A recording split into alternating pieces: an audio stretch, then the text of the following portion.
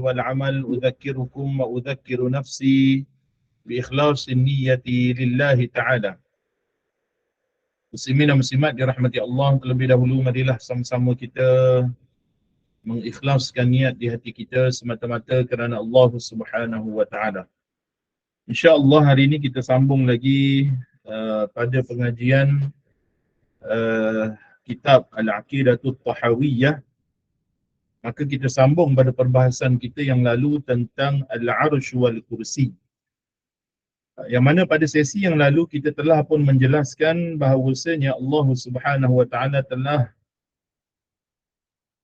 menciptakan satu makhluk yang paling besar dan Allah Taala tidak berkehendak untuk menciptakan yang lebih besar daripada itu.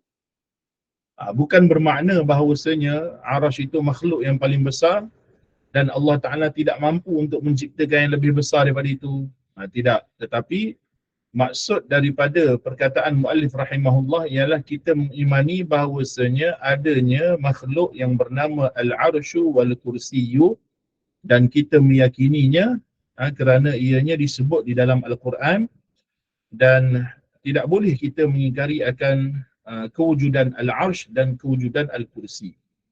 Akan tetapi perlu difahami bahawasanya Allah Ta'ala menciptakan Arash bukan untuk Allah Ta'ala itu duduk di atas Arash.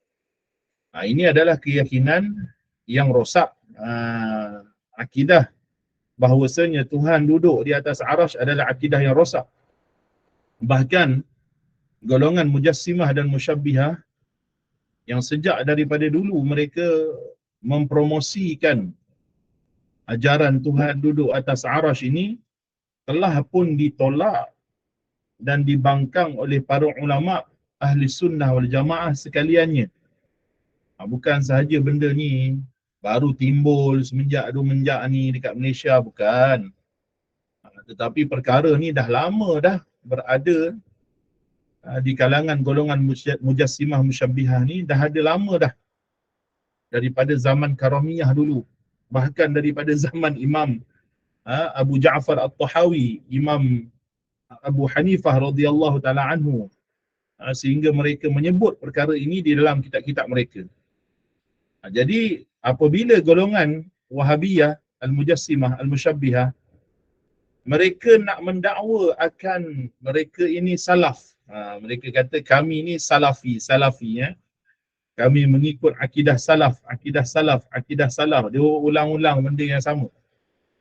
Maka kita katakan pertama, maksud daripada salaf itu ialah suatu zaman yang Nabi SAW puji dalam satu hadis. Baginda bersabda, khairul quruni qarni, thumma alladhina yalunahum, kama qala sallallahu alaihi wa alihi wa sahbihi wasallam. Maka salaf itu ialah apa yang Nabi sebut dalam hadisnya, sebaik-baik kurun adalah kurunku. Satu kurun adalah 100 tahun. Mungkin ada khilaf di kalangan ulama tentang tempoh kurun. Tetapi majoriti para ulama menjelaskan bahawasanya satu kurun itu 100 tahun. Iaitu kurun yang pertama ialah kurun Nabi bersama dengan para sahabat. Kemudian Nabi bersabda, thumma alladhina yalunahum, kemudian satu kurun lagi yang datang setelahnya, iaitu 100 tahun kemudiannya, iaitu kurun para sahabat dan tabi'in. Thumma alladhina yalunahum, kemudian kurun yang datang setelahnya, iaitu 100 tahun lagi para tabi'in dengan tabi'in. Maka Nabi SAW memuji 3 kurun ini, bukan bermakna sewaktu kurun ini tidak ada ajaran-ajaran sesat yang terkeluar daripada landasan Islam. Ada je. Daripada zaman kewafatan Rasulullah SAW. Bahkan sewaktu hayat Nabi SAW dah ada beberapa ajaran sesat. Seperti golongan Qadariyah yang Nabi sebut dalam hadis Al-Qadariyatu majusu hadhil ummah.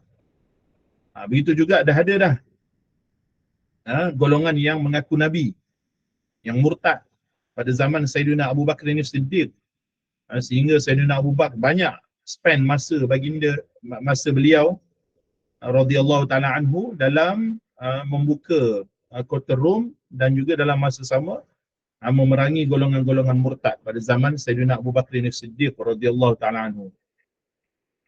Begitu juga pada zaman Sayyidina Uthman ibn Affan dan juga zaman Sayyidina Ali muncul golongan-golongan seperti golongan Khawarij, dan juga muncul juga awal-awal gulat daripada kalangan Syiah yang mempertuhankan Ali pada zaman tersebut. Muncul juga golongan Burah pada zaman tersebut, walaupun mereka masih lagi Muslim tetapi mereka golongan yang terkeluar daripada landasan Ahli Sunnah wal Jamaah. Maka muslimin dan muslimat dirahmati Allah, walaupun kurun itu kurun terbaik, tetap juga ada padanya ajaran-ajaran yang sesat. Hatta ajaran Mujassimah telah pun ada pada zaman Imam Abu Hanifah radhiyallahu taala anhu, dan zaman setelahnya Imam Abu Ja'far At-Tahawi, pada zaman Imam Ahmad, pada zaman Imam Syafi'i munculnya golongan Mu'tazilah. Mu'tazilah ni dia up lagi pada Qadariyah. Dia bawa ajaran Qadariyah dan masa sama dia up lagi. Apabila mereka menafikan sifat ma'ani, mereka mengingkari akan sifat kalam Allah dan sebagainya. Golongan Murji'ah muncul juga pada zaman tu, golongan Jabriyah juga muncul pada zaman tu. Ini menunjukkan bahawasanya selagi mana ada dunia ini, selagi mana ada dunia ni, selagi itulah Nabi SAW dah sebut bahawasanya akan ada golongan-golongan yang sesat. Tetapi Nabi dah berpesan dah bagaimana kita nak memelihara diri kita daripada golongan sesat ini. Maka Nabi bersabda, alaikum bil jamaah, hendaklah kalian bersama dengan al-jamaah, as-sawadul a'zam, dengan majoriti. Kerana Nabi SAW juga sebut bahawasanya umatku ini, kata Nabi SAW, la tajtami'u ummati 'ala dhalalah, umatku ni tak akan bersepakat dalam kesesatan. Maka kalau kita ambil kitab akidah Tahawiyah ni, kita ambil kitab Fiqhul Akbar, dua-dua ni kitab salaf. Dua-dua ni kitab salafus salih. Dan kita ambil kitab-kitab para ulama kita daripada setiap kurun. Bukannya satu dua, puluhan. Bahkan kalau kita bawa sampai zaman sekarang, maknanya dah ada ribuan kitab ulama kita yang menerangkan benda yang sama. Sama ada ulama Arab, sama ada ulama Melayu, sama ada ulama daripada India yang cakap Urdu, cakap Tamil, cakap Hindustan, cakap Cina, cakap Inggeris dan sebagainya. Terpulanglah bahasa tu, tetapi metodologinya dan akidahnya dan bawaan mereka itu adalah sama. Kerana janji Nabi, umatku tidak akan bersepakat dalam kesesatan. Maka di antara perkara yang umat bersepakat ialah apa dia? Iaitu mereka meyakini sebagaimana dinukilkan oleh Imam Abu Mansur Al-Baghdadi dalam kitabnya Al-Farqu Bainal Firaq, wa ajma'u ala annahu la yahwihi makanun wa la yajri alaihi zaman. Para umat ini, Ahli Sunnah Jamaah ini telah pun ijma' bahawasanya Allah Ta'ala itu tidak diliputi oleh tempat. Maknanya Allah Ta'ala itu tidak bertempat. Bukan duduk atas arash, bukan duduk bawah arash, bukan duduk atas kursi. Bukannya Allah Ta'ala itu berada di langit, bukan berada di bumi, bukan berada di mana-mana. Bila kita sebut Allah Ta'ala tidak bertempat, bukan bermakna Allah Ta'ala berada di mana-mana. Itu akidah Mu'tazilah. Mu'tazilah dipegang dengan akidah Allah di mana-mana. Mereka pegang dengan zahir ayat, wa huwa ma'akum aynama kuntum. Adapun golongan Wahabiyah pula, mereka beriman bahawasanya golongan Wahabiyah Mujassimah Musyabbihah ni, mereka meyakini bahawasanya Allah Ta'ala berada di atas arash. Berhujjah juga guna ayat Al-Quran, Ar-Rahmanu 'alal 'arsy istawa. Jadi Al-Quran jadi tanakut apabila mereka menterjemahkan secara literal. Maka benda ni muslimin dan muslimat dirahmati Allah, kita kembalikan kepada perbahasan oleh para ulama Ahli Sunnah wal Jamaah. Kita ambil kitab Aqidatul Tahawiyah ini sebagai dalil dan hujjah. Bukanlah kitab ini pada asalnya adalah dalil, kerana dalil tu adalah Al-Quran, As-Sunnah dan ijma' dalam masalah akidah ni. Tetapi ia menjadi burhan, rujukan, masdar bagi kita bahawasanya ulama salaf tidak berkeyakinan seperti mereka. Ulama salaf tidak berkeyakinan seperti mereka, wal'iyadu billahi ta'ala. Kenapa? Kerana ayat-ayat Al-Quran diturunkan dalam bahasa Arab yang mubin. Bahasa Arab yang mubin, bahasa Arab yang jelas, yang dituturkan oleh Arab-Arab yang dahulu. Dan bahasa Arab itu bukan suatu bahasa yang straightforward. Semua perkataan ni tak ada majaz langsung, semua hakikat. Tidak. Lagikan bahasa Melayu, alangkan bahasa Melayu pun ada majaz, ada hakikatnya. Kita ada perkataan yang kita gunakan dalam bentuk hakikat, kita ada juga perkataan yang kita gunakan dalam bentuk majaz. Contohnya macam kita dalam peribahasa dan sebagainya. Kadang-kadang kita kata orang tu buruk siku, kadang-kadang kita kata orang tu mulut tempayan, kadang-kadang kita kata orang tu tangan panjang, kadang-kadang kita kata matanya keranjang dan sebagainya. Ini maksudnya apa? Bukan maksudnya atas hakikat. Kalau hakikat maknanya mulut dia memang betul-betul mulut tempayan. Kakinya benar-benar kaki ayam. Kakinya benar-benar bangku. Ini bukan makna yang dikehendaki oleh orang Melayu. Maka setiap nas dalam suatu bahasa mesti dirujuk kepada ilmu bahasanya. Kalau ianya dalam bahasa Melayu, kita rujuklah dalam bahasa Melayu. Apakah makna kaki bangku? Apakah maknanya buruk siku? Apakah maknanya tangan panjang? Apakah maknanya mulut tempayan? Dan sebagainya. Barulah kita datang kefahaman dalam sesuatu bahasa. Begitu juga dalam bahasa Arab, Al-Quran, wahyu Allah Subhanahu Wa Taala yang diturunkan dalam bahasa Arab yang mubin, yang menjadi mu'jiz kepada syair-syair Arab yang jahiliyah dulu, yang ketinggian bahasanya itu, maka ulama' telah meletakkan bahawasanya jika mahu menafsirkan Al-Quran, di antara ilmu yang perlu bagi seseorang mufassir untuk menafsirkan Al-Quran, untuk memahami Al-Quran, ialah dia mesti mahir dalam bahasa Arab yang asli, yang dituturkan oleh Arab yang asli. Bukan orang Arab yang pada zaman sekarang, tapi bahasa Arab yang asli, yang dulu. Macam orang Melayu, kita ada juga bahasa Melayu klasik yang dulu, yang mana kalau orang Melayu dulu bertutur pun kita mungkin tak faham. Bahasa Arab yang asli, kan? Kalau orang sekarang mana ada cakap macam tu, kan? Zaman sekarang semua cakap jenis bahasa pasar ni lah. Itu bahasa yang asli, bahasa yang dulu. Maka Al-Quran gitu juga.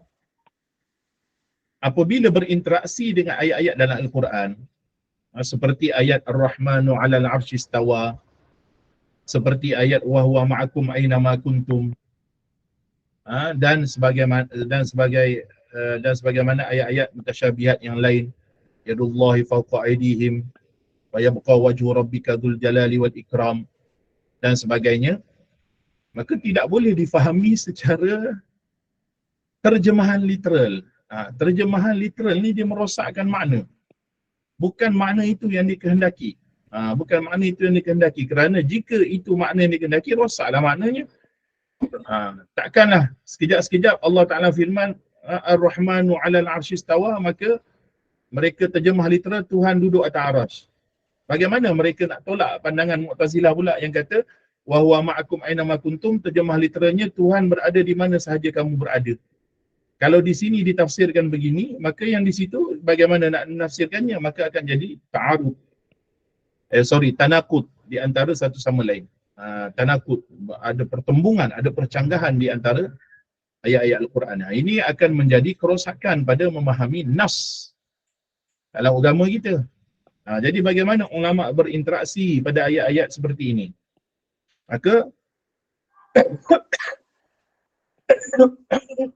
Maka pengarang Aqidatul Tahawiyah, Imam Abu Ja'far At-Tahawi menyebut suatu perkara yang jelas. Maknanya kalau orang Kelantan kata yang mati teruh.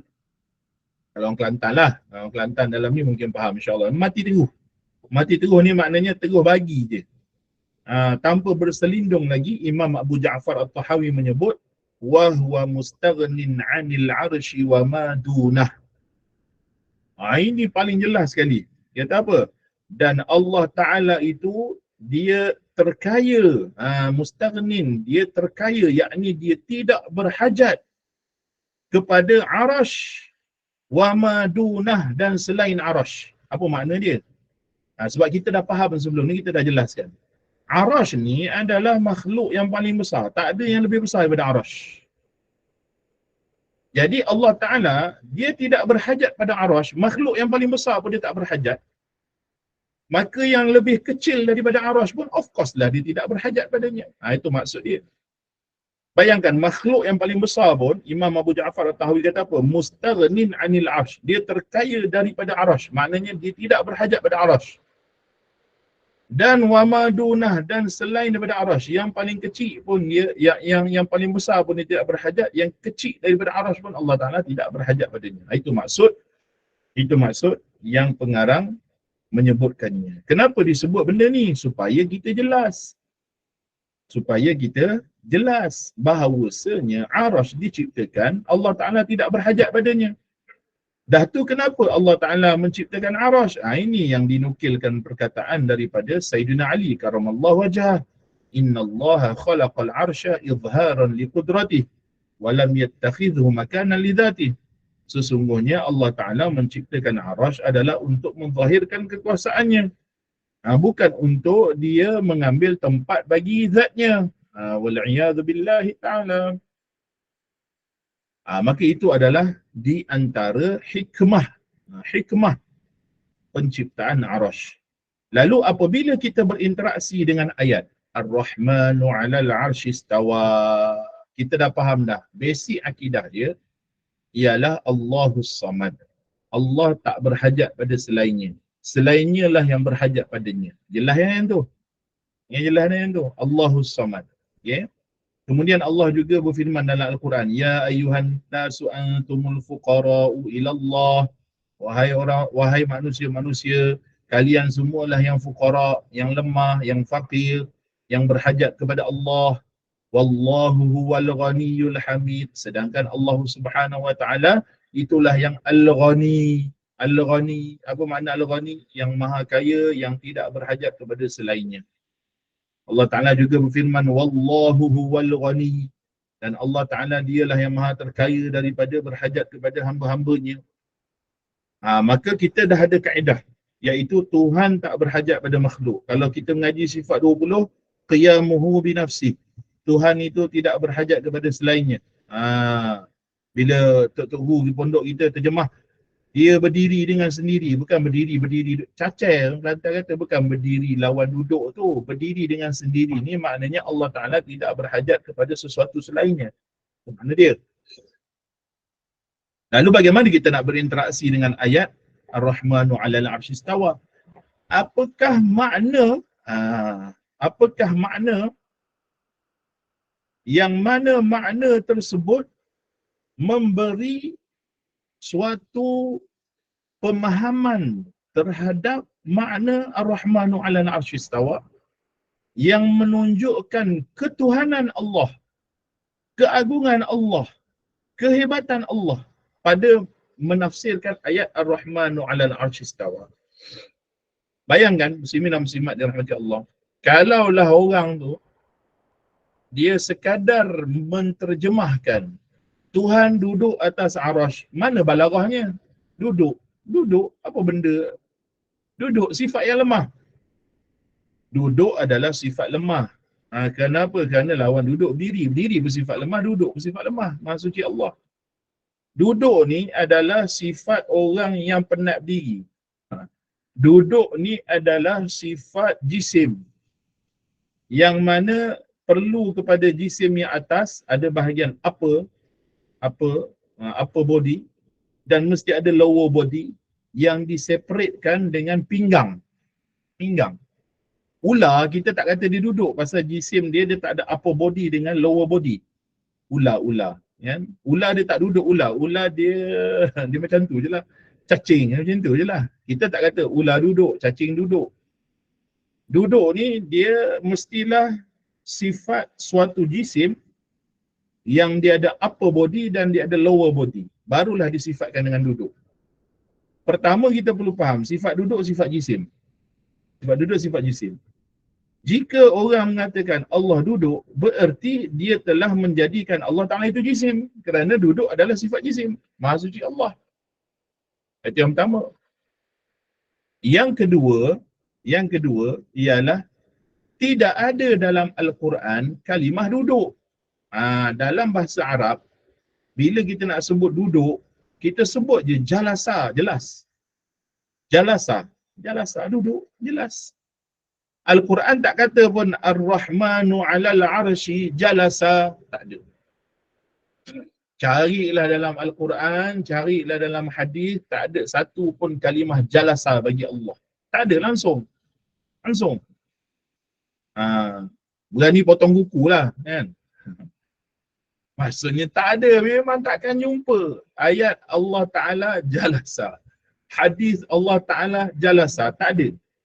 Itu yang pertama. Itu yang kedua.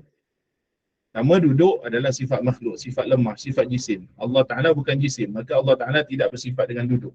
Kerana barang siapa yang meyakini Tuhan jisim, Imam Al-Ghazali dalam kitab Iljamul Awam jelas menyatakan, barang siapa yang dia terlintas dalam fikirannya bahawasanya Tuhan itu jisim, digambarkan Tuhan itu jisim, murakkabun, tersusun min a'dha'in, daripada anggota-anggota badan, maka fahuwa abidu sanamin, maka dia adalah penyembah berhala. Kerana dia bukan menyembah Allah. Apa yang terlintas, tergambar dalam fikiran kita, itu adalah suatu jisim, suatu gambaran, suatu bayangan. Orang beriman tidak menyembah bayangan. Orang beriman tidak menyembah imajinasi. Orang beriman tidak menyembah jisim. Kalau ada apa beza orang yang beriman dengan Allah dengan orang yang beriman dengan berhala? Berhala juga jisim, berhala juga ada tangan, berhala juga bertempat, berhala juga ada kaki, berhala juga ada saiz, berhala juga ada ukuran, berhala juga ada warna. Apa beza orang beriman yang menyembah Allah dengan orang yang menyembah berhala? Kalau di sisi kita ahli sunnah wal jamaah, beza orang beriman yang menyembah dengan orang yang menyembah berhala ialah Tuhan kita bukan jisim, Tuhan kita tidak beranggota badan, Tuhan kita tidak bertempat, Tuhan kita bukan seperti makhluknya. Kerana tidak ada langsung persamaan di antara Tuhan dengan makhluk. Laisa kamitslihi syai', Tuhan tak seperti sesuatu, sesuatu pun tak seperti Allah. Walam yakul lahu kufuwan ahad, tidak ada yang sekufu sebanding dengannya. Dia tak sebanding dengan sesuatu, sesuatu tak sebanding dengannya. Fala tadribu lillahil amsal, jangan kamu buat bandingan-bandingan bagi Allah dengan suatu misalan sekalipun. Walillahil mathalul a'la. Ayat-ayat semua ni menafikan persamaan Tuhan dengan makhluk. Kalau Tuhan jisim, Tuhan sama dengan makhluk. Kalau Tuhan anggota badan, Tuhan sama dengan makhluk. Kalau Tuhan tu bersegi, bersaiz, berukuran, sama dengan makhluk. Kalau Tuhan tu berwarna, bertempat, berupa, Tuhan tu sama dengan makhluk. Maka kita nafikan semua daripada Allah. Dan kaedah dia jangan bayangkan. Iman, kalau kita buka dalam kamus, iman langsung tak ada bawa datang makna bayang. Iman bukan dibina dengan bayangan. Kita tidak membayangkan Allah. Kita hanya mentasdidkan apa yang Nabi khabarkan kepada kita tentang Allah. Nabi khabarkan laisa kamitslihi syai'. Dalam Al-Quran, Nabi khabarkan melalui Al-Quran laisa kamitslihi syai'. Walam yakul lahu kufuwan ahad.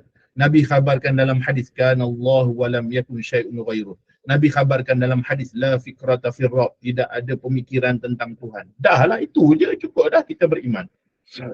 Kita beriman.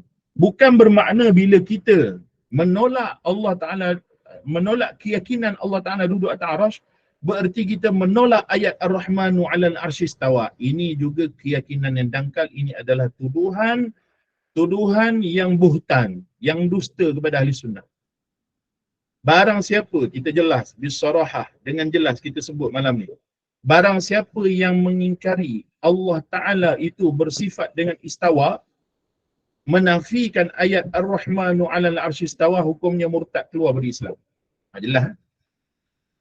Tak ada seorang pun di kalangan ahli salaf maupun khalaf yang mereka menafikan Ar-Rahmanu 'alal 'arsy istawa. Tak ada seorang daripada salaf maupun khalaf yang menafikan yadullahi fawqa aydihim. Tak ada seorang daripada salaf dan khalaf yang menafikan wa yabqa wajhu rabbika dzul jalali wal ikram. Tak ada. Adapun salaf dan khalaf, mereka mengimani dengan kaedah-kaedah yang telah diberikan oleh yang diberikan oleh Nabi, yang diberikan oleh para sahabat, yang diberikan oleh para ulama-ulama tauhid kita. Mudah. Jadi kita beriman Ar-Rahmanu 'alal 'arsy istawa. Kalau cara salah macam mana? Qiraat tu tafsir. Cara salah paling mudah. Bacaannya itulah tafsirannya, simple. Bacaannya tafsirannya. Bagaimana bacaan dia? Ar-Rahmanu 'alal 'arsy istawa. Dah, tu je. Kita beriman Allah Taala itu Ar-Rahmanu 'alal 'arsy istawa. Dah, bacaannya itulah tafsirannya. Boleh ke kita ikut cara salaf? Boleh. Bahkan para ulama menyebut cara salaf adalah paling aslam. Paling aslam. Paling selamat, paling aslam. Yang paling tepat, 100%. Iaitu kita beriman bahawasanya Ar-Rahmanu 'alal 'arsy istawa. Dah. Masalahnya, golongan-golongan Wahabi, Mujassim, Musyabbih, mereka kata apa? Mereka kata apa? Mereka jual terjemahan kepada orang awam yang jahil. Kalau orang tu pandai bahasa Arab, memang belajar bahasa Arab, memang belajar tafsir, bukalah tafsir yang besar-besar. Kalau orang tu ada ilmu, dia mesti menolak golongan Wahabi, Mujassim, Musyabbih ni. Tapi masalahnya, golongan Wahabi, Musyabbih, Mujassim ini, mereka bukan attack ilmuwan. Mereka attack orang awam. Buatlah apa jenis segala perkampungan, buatlah apa segala jenis event-event. Mereka mencari orang awam yang jahil nak kenal agama. Kadang-kadang daripada artis, kadang-kadang daripada orang terkenal, yang memang tak tahu apa-apa tentang bahasa Arab, baru nak kenal agama, ditipunya dengan penampilan-penampilan, dengan gelaran-gelaran, segala profesor, segala doktor. Macam dia seorang jadi doktor, macam dia seorang jadi profesor. Kemudian orang awam ni terpegun. Ini masalah. Lalu mereka bawa terjemah. Dia kata, tengok, Allah sendiri berfirman. Dia kata gitu. Dia dusta sebenarnya. Dia kata, Allah sendiri berfirman. Dalam surah Taha, dia kata, ayat 5, bahawasanya dia bersemayam duduk atas arash. Siapa menafikan ayat Quran, kafir, kata dia. Maka orang awam pun terkejut, takut. Alamak, kata kan. Alamak, ini ayat Quran ni. Dah, ayat Quran adalah Ar-Rahmanu 'alal 'arsy istawa. Terjemahan dan dialah Tuhan bernama Ar-Rahman duduk bersemayam atas arash, itu bukan ayat Quran. Itu terjemahan literal bagi ayat Quran. Biar faham. Biar faham betul-betul. Itu terjemahan literal. Itu bukan ayat Quran. Kalau ada malam ni, yang Wahabi-Wahabi yang dengar tu, anda tidak boleh menipu orang-orang awam ni dengan menggunakan terjemahan literal bahawasanya Ar-Rahmanu 'alal 'arsy istawa tu adalah maknanya Tuhan duduk atas arash. Ini adalah pendustaan paling besar yang mereka lakukan. Pasal apa? Pasal kita ahli sunnah beriman Ar-Rahmanu 'alal 'arsy istawa. Kita beriman Ar-Rahmanu 'alal 'arsy istawa. Simple, kita beriman. Tapi kita tidak mengimani istawa situ maknanya duduk. Ini fokus titik dia punya masalah ni. Korang yang mujassimah, yang musyabbihah, korang ambil istawa, korang maknakan dengan duduk. Korang tak terima makna lain, masalah korang. Sebab kalau mereka mengatakan istawa ni makna duduk sahaja, tak ada makna lain, duduk je, duduk, memang duduk, maka bagaimana mereka nak faham apabila imam solat, habis iqamah, qad qamatus salah, Allahu akbar, la ilaha illallah. Imam ambil mikrofon pakai kan, istaqimu wa'tadilu, istau. Imam sebut istau, kalimah istawa tu. Kalaulah istawa tu maknanya duduk sahaja. Kalaulah istawa tu maknanya duduk sahaja. Makmum pula belajar. Kalau makmum belajar dengan geng Wahabi ni, habis rosak. Ustaz, saya dengar Wahabi kata, guru saya kata istawa ni memang duduk. Jadi kalau imam sebut istau, apa makna? Duduk, tak ada makna lain. Sebab mereka hanya memaknakan istawa pada duduk. Sedangkan istawa tu ada 15 makna. 15 makna. Bukalah kamu bahasa Arab tu. Buka kamus yang dikarang oleh Fairuz Abadi. Tak. Buka Lisanul Arab, buka. Tengok apa yang ditulis oleh para ulama. Istawa ni paling minimum pun 10 makna dalam kamus. 15 makna tu kebiasaannya diletakkan dalam kamus. Buka lah.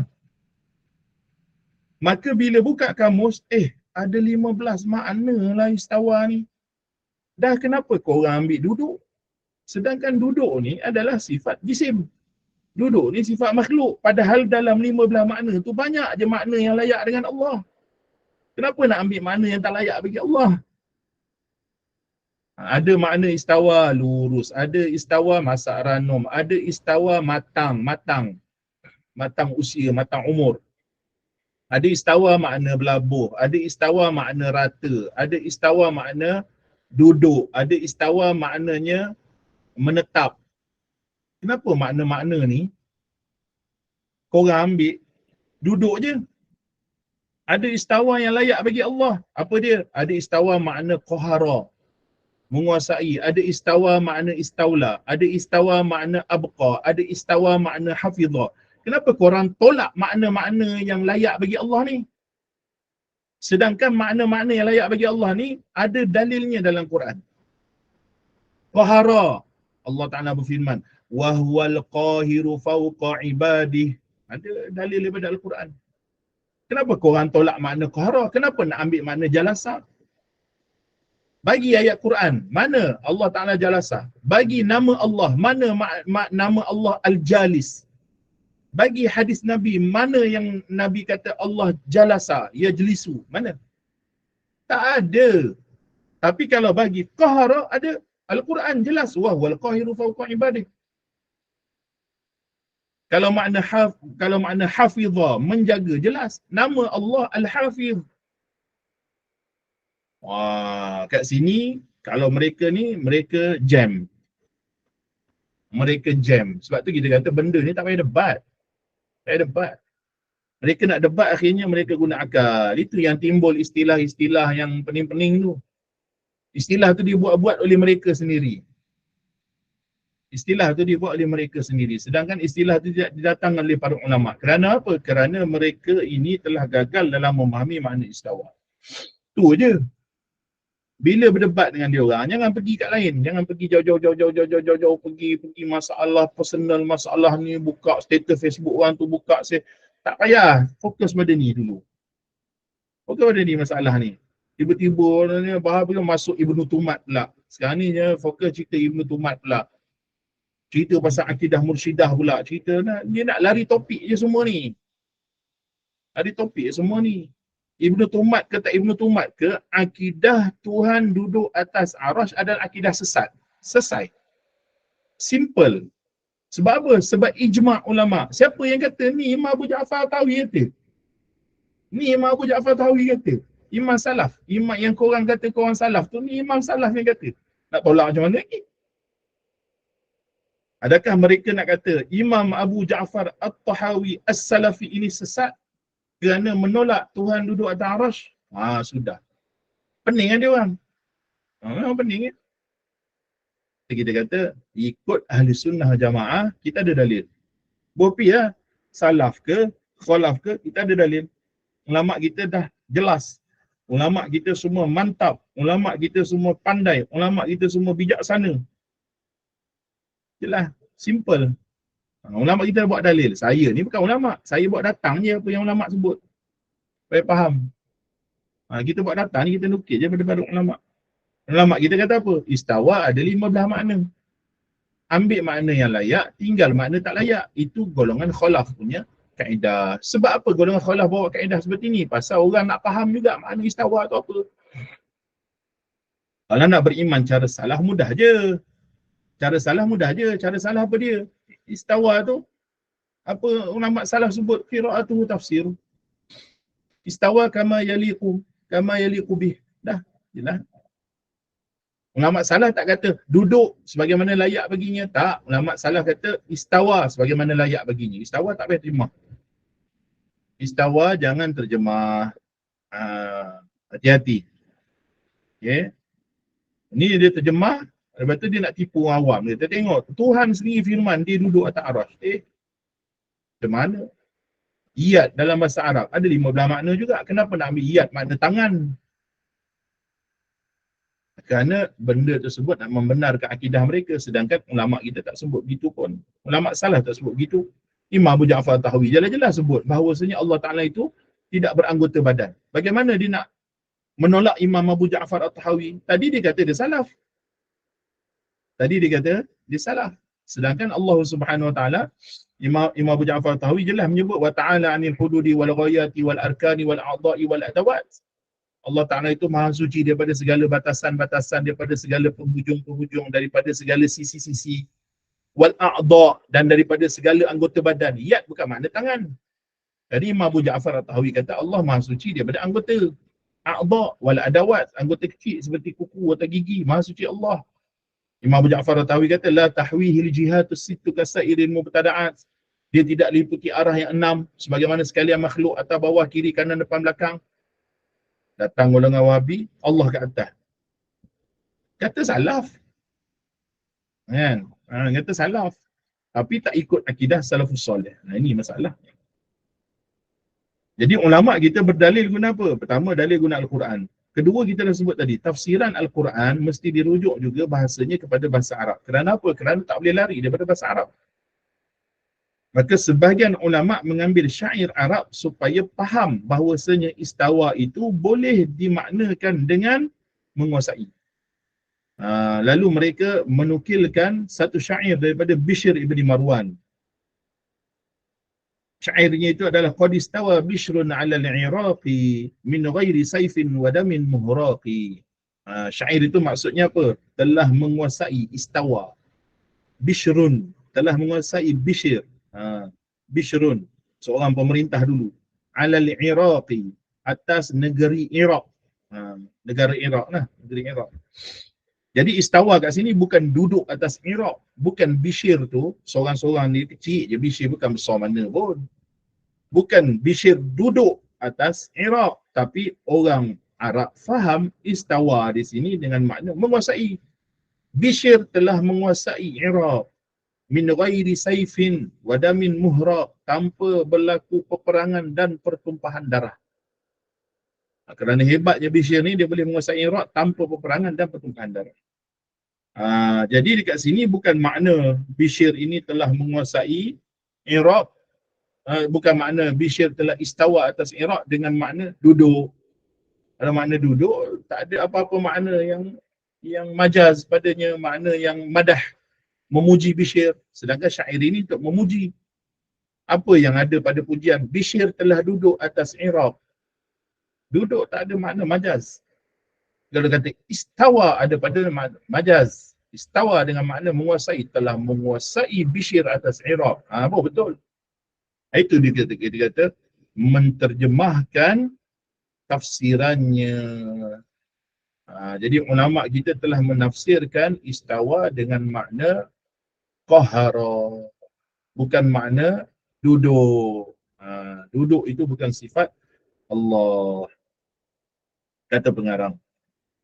Wa madunahu, dan Allah Ta'ala itu juga terkaya daripada berhajat kepada sekaliannya. Selain daripada Arash tu pun sama juga. Arash pun Allah Ta'ala tak berhajat padanya. Selain daripada Arash juga Allah Ta'ala tidak berhajat padanya. Maha suci Allah Subhanahu Wa Ta'ala. Kata pengarang, muhitum bi kulli syai'in wa fawqih. Ini dalam teks yang saya ambil secara talaqi, bacaannya muhitum bi kulli syai'in wa fawqah. Wa fawqah. Dalam ni wa fawqih, yang saya ambil wa fawqah. Baik, apa makna muhitum bi kulli syai'?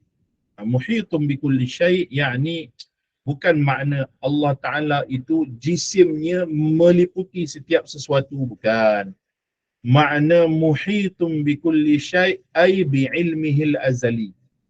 Allah Ta'ala maha mengetahui tentang setiap sesuatu dengan ilmunya. Ini yang makna wa huwa ma'akum aynama kuntum. Ini adalah makna wa huwa ma'akum aynama kuntum, atau kata para ulama, maknahu al-ihatatu bi'ilmi. Al-ihatatu bil ilmi, iaitu Allah Ta'ala meliputi setiap sesuatu itu, bukan zat Allah, tapi ilmunya yang mengetahui setiap sesuatu. Itu yang pengarang akidah mursyidah sebut kan. Kita pasal kita berhujah guna akidah mursyidah, pasal kita hafal matan akidah mursyidah. Sebab tu dia orang golongan Wahabi sekarang nak tolak Ibnu Tumat. Dia kata Ibnu Tumat penganah. Sedangkan Ibnu Tumat tu adalah salah seorang mutakallim, ulama kalam, ahli sunnah wal jamaah. Dia sebut apa? Ibnu Tumat sebut apa? Dia sebut alimul ghaibi wasyahadah. Allah Ta'ala maha mengetahui setiap perkara yang ghaib dan setiap perkara yang nyata. Kan? Jadi semua perkara Allah Ta'ala maha mengetahui. Sehingga kan dia sebut tentang la tasqutu min waraqatin illa ya'lamuha. Tidak akan gugur satu daun pun melainkan Allah Ta'ala mengetahuinya. Satu daun yang gugur daripada pohon. Kan? Satu bulu yang tercabut daripada janggut kita, Allah Ta'ala tahunya. Allah Ta'ala tahu mengenainya. Itu makna wa huwa ma'akum aynama kuntum, yakni al-ihatatu bil ilm. Kerana ada ayat Al-Quran. Sebab tu kita kata tafsir Al-Quran bil Quran. Ini tafsir ma'thur, tafsir bil ma'thur. Dia tafsir bil ma'thur ni adalah tafsir yang paling afdal. Pertama, tafsir Quran dengan Quran. Dua, tafsir Quran dengan hadis. Ketiga, tafsir hadis bil Quran. Keempat, tafsir hadis bil hadis. Baru dah datang tafsir bil ra'yi. Yang paling afdal tafsir Quran bil Quran. Ayat Quran Ar-Rahmanu 'alal 'arsy istawa ditafsirkan dengan wa huwal qahiru fawqa ibadi.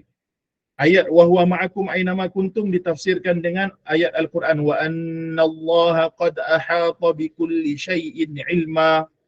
Jelas. Allah Ta'ala itu ahata bikulli syai'in ilma. Ilmunya meliputi setiap sesuatu. Jelas.